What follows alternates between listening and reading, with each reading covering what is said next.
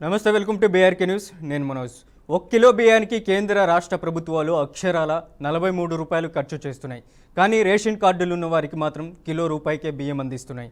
అంత్యోదయ పథకం కింద కేంద్ర రాష్ట్ర ప్రభుత్వాలు ప్రతి నెల 2.14 లక్షల టన్నుల బియ్యం పంపిణీ చేయడానికి ఏకంగా 920 కోట్లకు పైగా వెచ్చిస్తున్నాయి. అయితే అందులో కేవలం 20% మాత్రమే పేదల నోటికి అందుతుంది. 736 కోట్ల విలువైన 1.71 లక్షల టన్నుల బియ్యం పక్కదారి పడుతుంది. ప్రభుత్వాలు ఏడాదికి ఏకంగా 11,000 కోట్లు ఖర్చు చేస్తుంటే అందులో ఏకంగా 8,833 కోట్ల విలువైన బియ్యం బ్లాక్ మార్కెట్కు పోతుంది. ఆంధ్రప్రదేశ్లో కూటమి సర్కార్ అధికారంలోకి వచ్చిన తర్వాత పౌర సరఫరాల శాఖ మంత్రి నాదెండ్ల మనోహర్ తరచూ రైస్ మిల్లులను ఆకస్మికంగా తనిఖీ చేస్తుంటారు. 100 టన్నుల బియ్యం స్టాక్లను గుర్తిస్తున్నారు. ఇక కాకినాడ యాంకరేజ్ పోర్ట్లో విదేశాలకు తల్లిపోతున్న బియ్యంను స్వయంగా డిప్యూటీ సీఎం పవన్ కళ్యాణ్ తనిఖీ చేశారు. సీజ్ ద షిప్ అంటూ అప్పట్లో పవన్ చేసిన వ్యాఖ్యలు పెద్ద దుమారం రేపాయి కూడా. అయితే ఎన్ని తనిఖీలు చేసినా, ఎంతగా నిఘా పెట్టినా, అక్రమార్కులపై ఎన్ని కేసులు పెట్టినా కూడా రేషన్ బియ్యం అక్రమ రవాణా మాత్రం ఆగటం లేదు. ప్రజా పంపిణీ వ్యవస్థ ద్వారా పేదలకు జరిగే మేలు కంటే కూడా పేదల జోబులు నిండుతున్నాయనే మాట సరిగ్గా సరిపోతుంది. రేషన్ మాఫియాలో ఎక్కువగా ప్రజాప్రతినిధుల పేర్లే వినిపిస్తున్నాయి. ఇంకా చెప్పాలంటే ప్రతి నియోజకవర్గంలో కూడా రేషన్ బియ్యం అక్రమ రవాణా వెనుక ఆ నియోజకవర్గ ఎమ్మెల్యే లేదా ఆయన బంధువులు లేదా సన్నిహితుల పేర్లే బాగా వినిపిస్తున్నాయి. అధికారంలోకి వచ్చిన తొలి రోజు నుంచే రేషన్ వ్యాపారంలో మునిగిపోయారు. ఇంకా చెప్పాలంటే నమ్ముకున్న కార్యకర్తను పూర్తిగా పక్కన పెట్టిన అధికార పార్టీ నేతలు ప్రతిరోజు టార్గెట్ పెట్టి మరీ వసూలు చేస్తున్నారు. 5 ఏళ్ల పాటు వైసీపీ నేతల పెత్తనం కారణంగా ఆర్థికంగా ఇబ్బందులు పడిన టీడీపీ నేతలు, కార్యకర్తలపైన ఎమ్మెల్యేలు ఏమాత్రం కరుణ చూపించడం లేదు. కొంతమంది ఎమ్మెల్యేలు వారి నియోజకవర్గాల్లో అయితే కొత్తగా టార్గెట్లు పెడుతున్నట్లు తెలుస్తుంది. పదవులు రాని వాళ్ళు కొందరైతే ఇక ఇదే ఆఖరి అవకాశం అని డిసైడ్ అయిన వాళ్ళు, మళ్ళీ అవకాశం వస్తుందో రాదనే భావనతో ఉన్నవాళ్ళు, వచ్చిందే అవకాశం అన్నట్లు అక్రమార్జనకు తలుపులు తీశారనేది ప్రధాన ఆరోపణ. కొందరు ఎమ్మెల్యేలు అయితే తమ నియోజకవర్గాల్లో ఏమైనా చేసుకోవచ్చు, కానీ తనకు మాత్రం కప్పం కడితే సరిపోతుందని ఓపెన్గా క్లారిటీగా చెప్తున్నారట. ఇసుక, రేషన్, బియ్యం, మైనింగ్, పేకాట, చివరికి కోడి పందాలైనా సరే నా వాటా నాకు పంపించి మీ పని మీరు చేసుకోవచ్చని క్లియర్గా చెబుతున్నారని పార్టీ కార్యకర్తలే ఆరోపిస్తున్నారు. ఇందుకు ఇటీవల పత్రికలో వచ్చిన వార్తలపై చర్చించుకుంటున్నారు కూడా. పోలవరం ఎమ్మెల్యే 100 కోట్ల అవినీతి చేశాడా అని మాజీ మంత్రి, టీడీపీ సీనియర్ నేత దేవినేని ఉమా మరో నేతతో జరిపిన ఫోన్ సంభాషణ కూడా బాగా వైరల్ అయింది. ఇలాగే 2 రోజుల క్రితమే ఉమ్మడి గుంటూరు జిల్లాకు చెందిన ఎమ్మెల్యే అంటూ పేరు లేకుండానే మీడియాలో వరుస కథనాలు వచ్చాయి. సూర్యాబాయ్ అని హైదరాబాద్లో ఏపీ మంత్రి సెటిల్మెంట్లు అంటూ పెద్ద వార్తలు వచ్చాయి. ఇక హోంమంత్రి అనిత కూడా స్వయంగా తన పిఏ అవినీతి చేస్తున్నట్లు తెలిసిందంటూ కూడా వ్యాఖ్యానించారు. అందుకే తొలగించానంటూ కూడా హోంమంత్రి అనిత చెప్పుకొచ్చారు.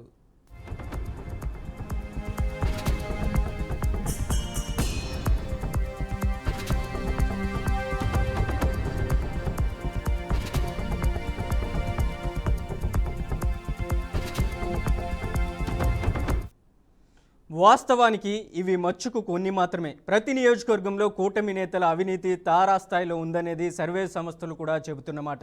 ఇలా అయితే వచ్చే ఎన్నికల్లో కూటమికి 11 స్థానాలు కూడా వచ్చే పరిస్థితి లేదంటున్నారు ఏపీ ప్రజలు.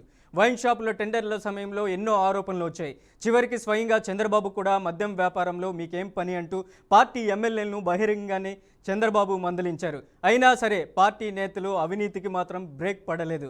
రేషన్ బియ్యం అక్రమ రవాణాకు అడ్డు వేయలేని అధినేత చంద్రబాబు ఎంత ప్రయత్నం చేసినా సరే సొంత పార్టీ నేతలే చంద్రబాబు మాటలను బేఖాతరు చేస్తున్నారు. ఇది కూటమి ప్రభుత్వానికి కావాల్సినంత చెడ్డ పేరు వస్తుంది. అటు అధినేత మాట లెక్క చేయడం లేదు, ఇటు కార్యకర్తకు మంచి చేయడం లేదు. దీంతో వీళ్ళ కోసమే మనం పని చేసిందని తెలుగు తమ్ముళ్ళు తీవ్ర నిరాశ వ్యక్తం చేస్తున్నారు. ఇక రేషన్ బియ్యం మాఫియాకు సంబంధించి లైవ్లో మరింత సమాచారాన్ని అందించడానికి మా ప్రతినిధి సుబ్బు లైవ్లో ఉన్నారు. సుబ్బు, చెప్పండి, ఏంటి ఆంధ్రప్రదేశ్ రాష్ట్ర వ్యాప్తంగా పేదలకు ఇస్తున్నటువంటి బియ్యంలో చాలా అవకతవకలు జరుగుతున్నాయి, ఏంటి అప్డేట్ ఏంటి? ఓకే మనోజ్, రాష్ట్రంలో రేషన్ మాఫియా అనేది ఒక వేళ్ళానుకుపోయిన అవినీతి వ్యవస్థగా మారిపోయింది. అయితే టోటల్గా రాష్ట్రం మొత్తం మీద కూడా ఈ రేషన్ బియ్యం ఏదైతే పేదలకు అందాల్సిన రేషన్ బియ్యాన్ని పెద్దలు గద్దల్లా తన్నుకుపోతున్న ఒక ఇదైతే కనుక కనిపిస్తూ ఉంది. మొత్తం మీద రాష్ట్రం మొత్తం మీద ఒక లాభదాయకమైన వ్యాపారంగా కనబడుతుంది రేషన్ బియ్యాన్ని తరలించబోవడం అనేది ఎక్కడైతే రాష్ట్ర వ్యాప్తంగా కొంతమంది ఈ గత ప్రభుత్వంలో కూడా కొంతమంది రాష్ట్ర వ్యాప్తంగా గత ప్రభుత్వంలో రేషన్ మాఫియా జరిగిందని చెప్పేసి గతంలో చాలాసార్లు కుటుంబ నాయకులు కానీ సాక్షాత్తు పవన్ కళ్యాణ్ కూడా వ్యాఖ్యలు చేయడం జరిగింది. రేషన్ బియ్యాన్ని తరలించబోతున్నారు, దాన్ని అమ్ముకుంటున్నారని చెప్పేసి గతంలో కూడా మనం చూసుకుంటే కుటుంబ ప్రభుత్వం వచ్చిన కొత్తలో స్వయంగా పవన్ కళ్యాణ్ కూడా కాకినాడ వెళ్ళడం ఒక షిప్ని సీజ్ చేయడం కూడా జరిగింది. అయితే గతంలో వైసీపీ ప్రభుత్వంలో రేషన్ బియ్యాన్ని అమ్ముకున్న కొంతమంది దళారులు ఎవరైతే ఉన్నారో వాళ్ళంతా కూడా ఇప్పుడు కూటమి నాయకుల సంతన చేరారని చెప్పుకోవచ్చు. వాళ్ళు రేషన్ బియ్యాన్ని అమ్ముకునేది పెద్ద లాభదాయకమైన వ్యాపారంగా కనబడటంతో వాళ్ళ వ్యాపారాన్ని వదలలేక అధికారం బదలాయింపోయినప్పటికీ కూడా ఆ అధికార పార్టీ రాతలని వాళ్ళ దగ్గరికి చేరి వాళ్ళని కూడా చెరగొట్టి వాళ్ళ కూడా ఈ వ్యాపారంలో భాగస్వామ్యాలు చేస్తూ ఉన్నారు. ఎంత బిజినెస్ జరుగుతుందంటే ఒక్కొక్క ఎమ్మెల్యేకి 5 నుంచి 10 లక్షలు, ఒక్కొక్క ఎంపీకి 50 లక్షల వరకు కూడా ప్రతి నెల మామూలు వెళ్తాయని చెప్పేసి కూడా బయట కొన్ని మాటలు అయితే వినిపిస్తున్నారు. బయట జరుగుతుందనే ఒక సమాచారం కూడా ఉంది. అంతేకాకుండా ఈ రేషన్ బియ్యం దందాలో పోలీసులు, రెవెన్యూ అధికారులు, విజిలెన్స్ అధికారులు వీళ్ళందరికీ కూడా మామూలు వెళ్తానని చెప్పేసి కూడా తెలుస్తూ ఉన్న పరిస్థితి ఉంది. అయితే ఇంత లాభదాయకమైన వ్యాపారాన్ని వదులుకునేందుకు దళారులు సిద్ధంగా లేరు. గత ప్రభుత్వంలో ఈ రేషన్ బియ్యాన్ని అమ్ముకుని సొమ్ము చేసుకున్న దళారులు ఎవరైతే ఉన్నారో వాళ్ళే ఇప్పుడు ప్రస్తుతం ఎలక్ట్ అయిన కూటమి ఎమ్మెల్యేలు ఎవరైతే ఉన్నారో వాళ్ళ చెంతకు చేరి వాళ్ళకి ఈ రేషన్ దందా యొక్క దందా ద్వారా ఎంత వస్తుంది అనే దాన్ని రుచి చూపించేపాటికి వీళ్ళు కూడా వదలలేకపోతున్నారు. ప్రతి నియోజకవర్గంలో ఒక్కొక్క ఎమ్మెల్యేకి 5 నుంచి 10 లక్షల రూపాయలు మామూలు.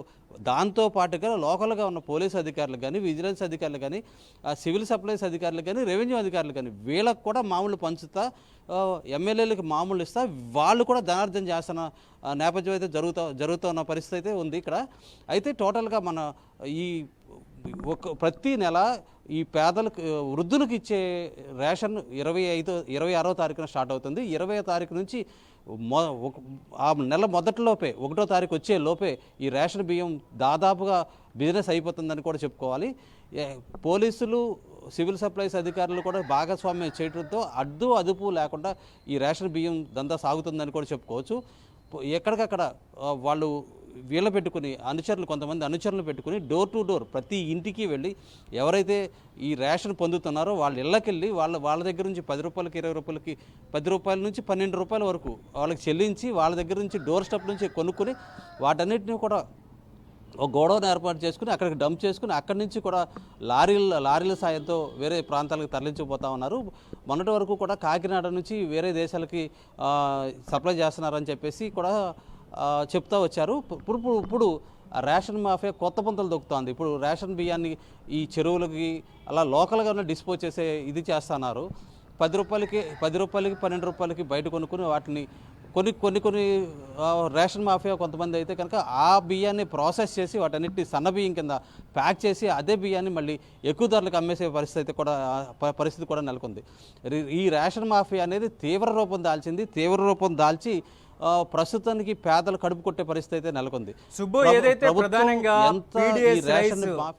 పీడిఎస్ రైస్కి సంబంధించి ఏదైతే ఉందో దానికి సంబంధించినటువంటి నాదెండ్ల మనోహర్ సివిల్ సప్లై మినిస్టర్గా ఉన్నారు. ఆయన ప్రతిసారి గోడౌన్లో కూడా వెళ్తుంటారు, అక్కడ చెకింగ్ కూడా చేస్తుంటారు. ఏదైనా అక్కడ రైస్కి సంబంధించిన విషయంలో కానీ అవకతవకలు జరుగుతుంటే కూడా ప్రభుత్వానికి కూడా ఆయన కంప్లైంట్ చేసే అవకాశం ఉంది. కూటమి ప్రభుత్వంలో కూడా ఆయన ఒక మినిస్టర్గా ఉన్నారు. ఇట్లాంటి పరిస్థితుల్లో కూడా నాదెండ్ల మనోహర్ ఉన్నా కూడా ఇట్లాంటి పీడిఎస్ రైస్లో అవకతవకలు జరుగుతున్నాయంటే ప్రభుత్వం నుంచి ఒక స్పందన లేదనుకోవచ్చా?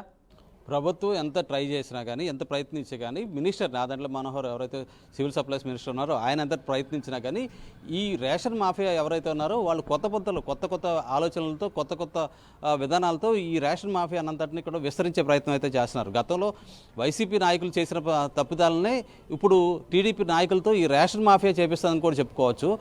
ఎంత ప్రభుత్వం కట్టుదిట్టమైన చర్యలు చేసినప్పటికీ కూడా వాళ్ళని దాన్ని పూర్తిగా నియంత్రించలేకపోతున్నారు. ఎందుకంటే దాని ద్వారా వచ్చే లాభాలు ఆ స్థాయిలో ఉండటంతో ఎవరూ కూడా దాన్ని వదులుకునే పరిస్థితి అయితే కనపడట్లేదు. ఎవరైతే రేషన్ మాఫియా ఉన్నారో రేషన్ మాఫియాకి భారీ ఎత్తున పెద్ద ఎత్తున మిగులుతుంది. అయితే ఇప్పుడు మనం బహిరంగ మార్కెట్లో చూసుకుంటే 50-60 రూపాయలు పెట్టుకునే బియ్యం మనకి రేషన్ షాప్స్లో ఊరికి 2 రూపాయలకి ఇచ్చే పరిస్థితి అయితే ఉంది. వాటిని ప్రాసెస్ చేసి వాటిని అదే స్థాయిలో మళ్ళీ 50 రూపాయలకి 2 రూపాయలకి వచ్చే బియ్యాన్ని ఒక 10 రూపాయలకి 20 రూపాయలు కొనుగోలు చేసి ఇంకో 10 రూపాయలు పెట్టుబడి పెట్టి దాన్ని మొత్తాన్ని ప్రాసెస్ చేసి దాన్ని మొత్తాన్ని సన్న బియ్యం చేసి టోటల్గా దాన్ని 50 రూపాయలకి 60 రూపాయలకి అమ్మే పరిస్థితి ఉంది. అంటే ఒక్కొక్క కిలో మీద వచ్చేసి 40 నుంచి 50 రూపాయలు మిగిలే పరిస్థితి అయితే నెలకొంది.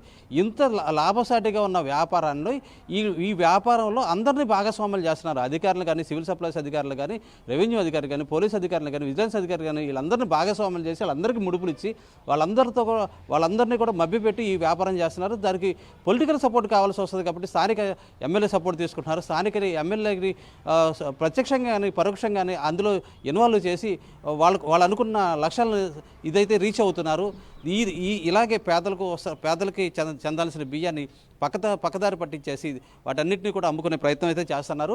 టోటల్గా దీని మీద ఇప్పటికే ప్రభుత్వానికి ఇంటెలిజెన్స్ నివేదికలు ఉన్నాయి. ఇలా నియోజకవర్గాల్లో ఎమ్మెల్యేలు ఈ రేషన్ మాఫియాలో ఇన్వాల్వ్ అవుతున్నారని ఉన్నాయి. అయితే ఇంటర్నల్గా ముఖ్యమంత్రి చంద్రబాబు నాయుడు ఎన్నిసార్లు వారించినా, ఎన్నిసార్లు హెచ్చరించినప్పటికీ కూడా వచ్చే అమౌంట్ ఏదైతే ఉందో హ్యూజ్ అమౌంట్ రావడంలో పెద్ద అమౌంట్ రావడం వల్ల ఎమ్మెల్యేలు కూడా వాళ్ళు డైరెక్ట్గా ఇన్వాల్వ్ అయిపోయినా వాళ్ళ అనుచరులను ఇన్వాల్వ్ చేసి రేషన్ దందాంతా సవ్యంగా సాగేటట్టుగా కూడా చూస్తున్నారు. ఈ రేషన్ దందాలో ప్రతి నియోజకవర్గంలో ఇప్పుడు ఫర్ ఎగ్జాంపుల్ కృష్ణా జిల్లా చూసుకుంటే కృష్ణా జిల్లాలో రేషన్ మాఫియాలో గొడవలు చోటు చేసుకున్నాయి. రీసెంట్గా ఇద్దరు రేషన్ మాఫియాలో డాన్స్ మధ్య జరిగిన గొడవల కారణంగా పోలీసు వాళ్ళు ఇన్వాల్వ్ అయ్యి ఇద్దరి మీద ఇరువైపులా కేసులు పెట్టే పరిస్థితి నెలకొంది. అంటే ఈ రేషన్ మాఫియాలో ఎంత లాభసాటిగా లేకపోతే, ఈ రేషన్ బియ్యం దందా ఎంత లాభసాటిగా లేకపోతే వాళ్ళు గొడవలు కూడా పడే పరిస్థితి అయితే నెలకొంటుంది. ఇప్పుడు పరిస్థితి ఏ రకంగా ఉందంటే ఒక నియోజకవర్గాన్ని ఇంకో నియోజకవర్గాన్ని మేమే చేజెక్కించుకోవాలనే ప్రయత్నాలు కూడా జరుగుతూ ఉన్నాయి. టోటల్గా రేషన్ మాఫియా లాభసాటిగా ఉండటం వల్ల ఈ పేదలకు చెందాల్సిన బియ్యాన్ని ఈ మధ్యలో దళారులు వాటన్నిటిని కూడా పక్కదారి పట్టేస్తా ఉన్నారు. పక్కదారి పట్టించి వాటిని వివిధ రకాలుగా అమ్మేసుకుని వాటిలో వచ్చిన వాళ్ళ వ్యాపారానికి అడ్డు లేకుండా ఉండేందుకు రాజకీయ నాయకులు కూడా ఇందులో ఇన్వాల్వ్ చేసి ఈ అవినీతి మరకైతే ఏదో ఉందో దాన్ని రాజకీయ నాయకుల పైన కూడా వేసే ప్రయత్నాలు అయితే చేస్తూ ఉన్నారు. టోటల్గా సివిల్ సప్లైస్ మినిస్టర్ రెగ్యులర్గా మానిటర్ చేస్తా ప్రతి రెగ్యులర్గా మీటింగ్స్ పెట్టి రెగ్యులర్గా మానిటర్ చేస్తున్నప్పటికీ కూడా ఈ రేషన్ దందాన్ని అయితే ఆపలేకపోతున్నారంటేనే అర్థం చేసుకోవచ్చు ఏ మేరకు ఈ రేషన్ దందా అనేది కొనసాగుతుందో, ఏ మేరకు ఈ రేషన్ దందా అనేది రాష్ట్రంలో వ్యాపించింది అనేది కూడా మనం అర్థం చేసుకోవచ్చు.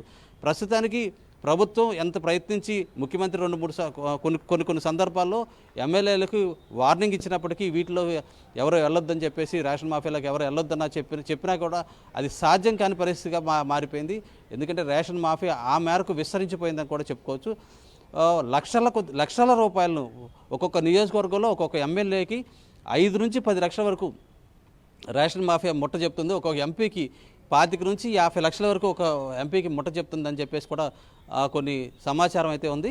ఈ నేపథ్యంలో ప్రభుత్వం ఏ మేరకు చర్యలు తీసుకుంటే ఏ రకంగా ఈ రేషన్ మాఫియాని